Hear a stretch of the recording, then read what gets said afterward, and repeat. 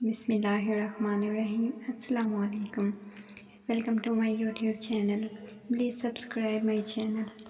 Retirement کے بعد جاوید صاحب کی زندگی ان کے لیے عذاب بن گئی تھی۔ جن بال بچوں کے لیے انہوں نے اپنا خون پسینہ ایک کیا تھا، اب وہ لوگ انہیں اجنبی اور حقارت کی نگاہوں سے دیکھتے تھے، سمجھ میں نہیں آتا تھا دھیرے دھیرے وہ زندگی کے کس مقام پر پہنچ گئے تھے۔ انہیں بڑے بڑے گھر اور شہر کے شور ہنگامے میں بھی اپنے کا گمان نہیں ہوتا تھا۔ کبھی کبھی وہ سوچتے، اگر ان کی بیوی زندہ ہوتی، کیا ان کی نگاہیں اس طرح بدل جائیں گی؟ گہری رفاقت اتنی آسانی سے بے اعتنائی میں تبدیل ہو جاتی۔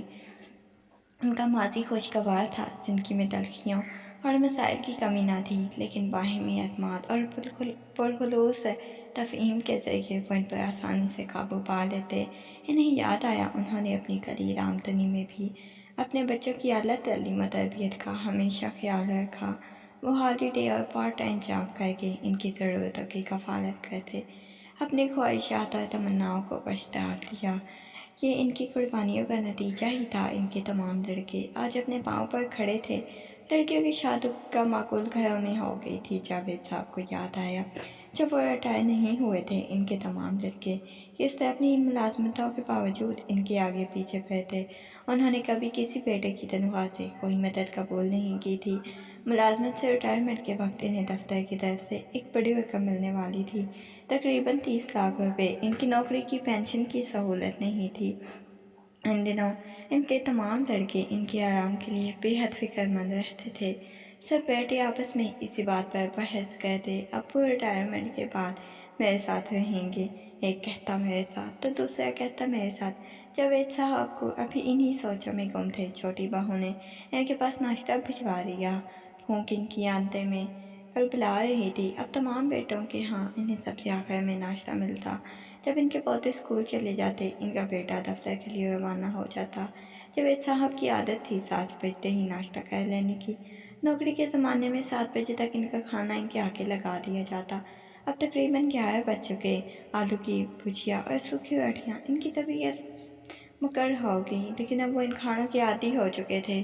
کبھی لگا پراٹھا تو ریٹائرمنٹ کے کچھ دنوں بعد ہی پتہ چلا ان کے اکاؤنٹ میں فنڈ کے روپے ان کے نام رہے۔ ان کے بیٹوں نے زمین خریدنے، مکان بنانے، لڑکی کی شادی اور دوسرے مختلف بہانوں سے ان کے سارے روپے نکلوا لیے، تو ان کی اہمیت اچانک ختم ہو گئی۔ جاوید صاحب بھائی بھائی تمام بیٹوں کے ہاں رہتے۔ شروع میں سب کے ہاں ہر معاملے میں انہیں اولویت دی جاتی، بعد میں سب کے سب دھیرے دھیرے آنکھیں پھیرنے لگے۔ پہلے جہاں تمام بیٹے جاوید صاحب کو اپنے ہاں لائے جانے کے لیے اپنی باری کا بے صبری سے انتظار کرتے، قیام کی معینہ مدت سے 2-4 دن پہلے ہی انہیں اپنے لے جانے کی پہنچ جاتے، اب انہیں طرح طرح کی باتیں سنا کر روانگی کے وقت یاد دلائی جاتی۔ جس بیٹے کے ہاں ان کے جانے کا نمبر ہوتا، اس کا دور دور تک پتہ نہ چلتا۔ سال میں 3 مہینے وہ چاروں بیٹے کے ہاں قیام کرتے۔ جیسے تیسے زندگی گزر رہی تھی۔ قیام کی مدت ختم ہونے کے بعد انہیں دوسرے بیٹے کے ہاں بے حد دشواری ہوتی۔ کئی دنوں تک جب انہیں کوئی اپنے ہمراہ لے جانے نہ آتا تو تھک ہار کر تنہا چل پڑتے۔ اس طرح انہیں بڑی دقتیں پیش آتی۔ بنیادی کمزور پڑ چکی تھی۔ ایک زمانے سے بیٹوں کی بے توجہی کی وجہ سے موتیا بن کا آپریشن ٹلتا آ رہا تھا۔ اس معاملے میں اب انہوں نے خاموشی اختیار کر لی تھی۔ ان کے لیے کسی کے پاس وقت ہی نہیں تھا۔ ہر آدمی اپنی گونا گو مصروفیات کا رونا رکھتا۔ ایسے میں بھلا کر وہ اپنا مسئلہ رکھنے کی ہمت کرتے۔ آپریشن کرانا زیادہ مشکل کام نہ تھا، لیکن یہ تھا اسپتال میں ان کی ذمہ داری کے لیے کون اپنا قیمتی وقت برباد کرتا۔ اداس آنکھوں سے اپنا اطراف جائزہ لیتے۔ ہر چیز انہیں اپنی جگہ ساکت دکھائی دیتی، کہیں کوئی حرکت نہیں۔ دن کی صاف و شفاف روشنی میں انہیں ڈھلتی ہوئی شام کا احساس ہوتا۔ ہانپتے ہوئے نڈھال قدموں سے جس کے ہاں پہنچتے، وہ ان کی آواز پہچان کر دروازہ کھولتے ہوئے سید مہری کا مظاہرہ کرتا۔ آپ آ گئے ابا، بیٹا اکتائے ہوئے لہجے میں کہتا۔ جاوید صاحب دھیمی آواز میں کہتا، بیٹا تم وقت پر لینے نہیں آئے، وہاں باتیں مجھے سننی پڑیں، مجھے یہ سب اچھا نہیں لگتا۔ تمہیں کیا پریشانی تھی؟ جاوید صاحب بھی آنکھیں اپنے بیٹے کی آنکھوں میں گاڑتے۔ بیٹا ان کی آنکھوں کتاب نہ لاتے ہوئے نظر چرا کر کہتا ہے، اب آپ تو جانتے ہیں دفتر میں کام اتنا بڑھ گیا ہے، چھٹی لینے سے اپنا ہی نقصان ہوتا ہے۔ میں نے فرحان سے کہا تھا وہ آپ کو جا کر لے آئے، شاید وہ امتحان سر پڑھانے کی وجہ سے نہیں جا سکا، ابھی پوچھتا ہوں اس کمینے سے۔ یہ کہتا ہوا بیٹا اپنے کمرے میں چلا گیا۔ جاوید صاحب اپنا سنگالود پرانا بکس برآمدے میں رکھ دے۔ ہر بیٹے کے گھر میں اب انہیں کمرے سے منتقل کر کے برآمدے میں جگہ دے دی گئی تھی، جہاں ان کے پوتے پوتیوں کا شور ان کے کانوں کے پردے پھاڑتا۔ انہیں ایک پل کو بھی چین نصیب نہ ہوتا۔ بچوں سے پیار کرنے کو کس کا جی نہیں چاہتا، لیکن ہر چیز ایک حد میں ہوتی ہے۔ ان کا کھیل کچھ ہی دیر میں شورغل میں تبدیل ہو جاتا۔ نہیں لگتا سارا گھر سلسلے کی سر پر ہے۔ جاوید صاحب سوچتے ہی بیٹھے، ان کی آنکھوں کا نور بڑھاپے کا سہارا تھا۔ ان کے مستقبل کے لیے انہوں نے اپنا سارا ماضی داؤ پر لگا دیا تھا۔ اچانک دروازے پر دستک کی آواز سن کر ان کی بہو بک بک شروع ہو گئی۔ آ گیا بڈھا، چائے کا خرچ بڑھانے، کام نکاج کا، دشمن اناج کا۔ جاوید صاحب چونک سے جاتے۔ بہو کی حقارت آمیز بات ان کے لیے تھی، دستک دینے والے کے لیے۔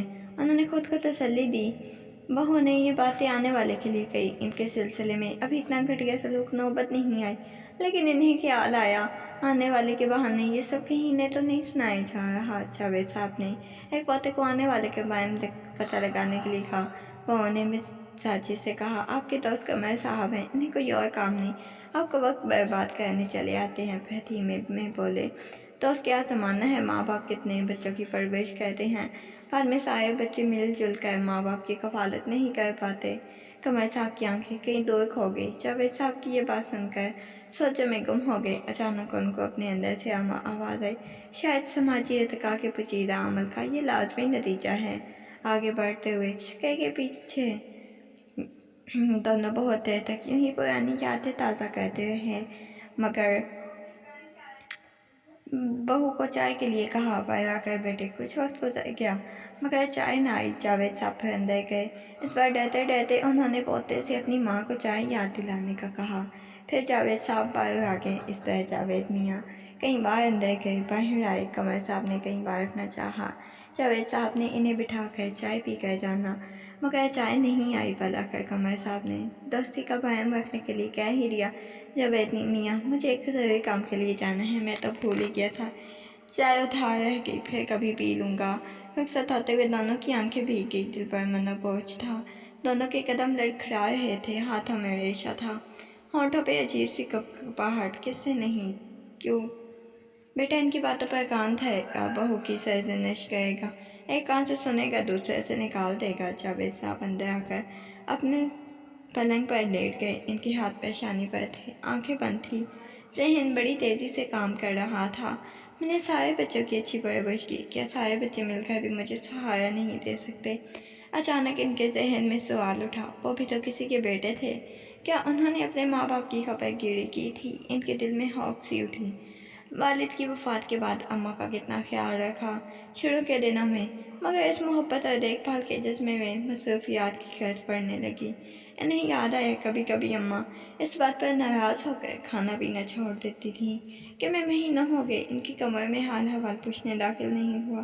وہ میری صورت دیکھنے کو ترستی تھی اور میں صرف ان کے شکووں پر سر جھکا کر رہ جاتا، ہر بار وعدہ کرتا اب ایسا نہ ہوگا، ہر بار بھول جاتا۔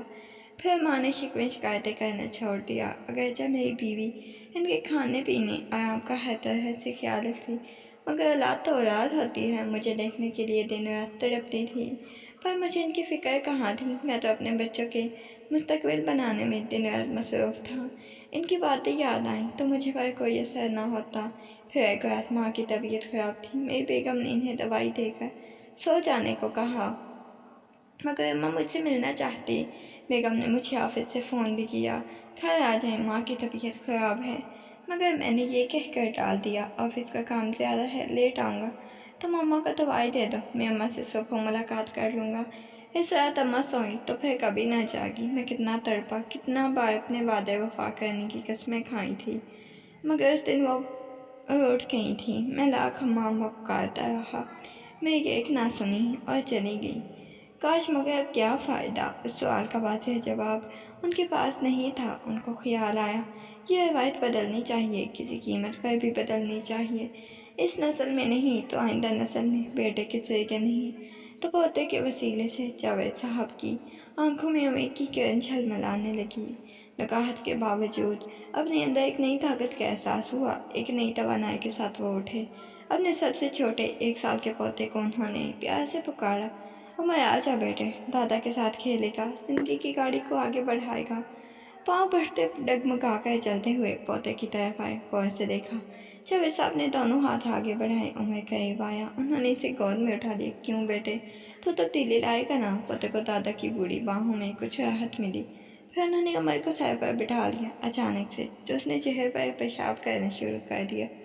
जावेद के चेहरे का रंग अजीबोगरीब हो गया। उनकी समझ में नहीं आ रहा था उन्हें क्या करना चाहिए। इन पर घर पानी पड़ रहा था। फिर उन्होंने सोचा, इनके चेहरे के साथ उनके इस पोते का ये सलूक एक तरह से ठीक भी था। मुमकिन है इस तरह मासूम रवायत के घर आलू चेहरे की तातीर हो जाए। छोटी बहू ने बावर्ची खाने से यह नज़ारा देखा। इसकी समझ में नहीं आया। ससुर हंस रहे थे, चिढ़ रहे थे, अपने कमरे में चले गए। अगले दिन ताइफानी की तरफ कूच कर गए। शायद माँ से अपने लाल की ये तस्वीर बर्दाश्त नहीं हुई, इसलिए तो खुद आई अपने बेटों को गमों को हल्का करने, अपनी गोद में छुपा कर हर गम से आज़ाद करने। कहते हैं मरते हुए मुंह से अपने प्यारों का नाम ही निकलता है। जावेद साहब के आखिरी अल्फाज माँ माँ माँ जी थे।